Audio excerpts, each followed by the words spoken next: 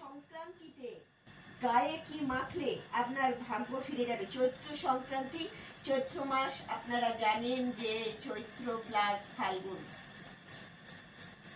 এই দুটি মাস নিয়ে কি হয়, সমান সমান বসন্তকাল, তাই তো? বসন্তকালে বিভিন্ন রোগের প্রকোপ হয়।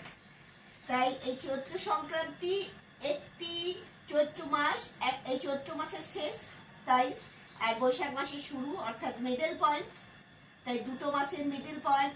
এই যে চৈত্র সংক্রান্তি, বৈশাখ মাস নববর্ষ আরম্ভ হচ্ছে, বাংলা নববর্ষ।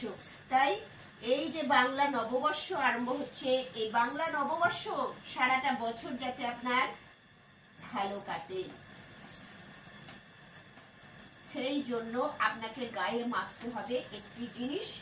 গায়ে অবশ্যই মাখবেন, পুরুষ মহিলা পৃথিবীর যে যেখানে আছেন সবাই এই দিন অবশ্যই একটুখানি নিম পাতা নেবেন।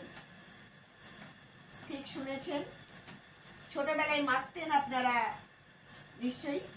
নিম পাতা আর হলুদ আপনারা একসঙ্গে বেটে অবশ্যই গায়ে মাখবেন। দেখবেন এই হলুদ কাকে রিপ্রেজেন্ট করে, আর এই নিম পাতা কাকে রিপ্রেজেন্ট করে? নিম পাতা হচ্ছে আপনার মঙ্গলকে।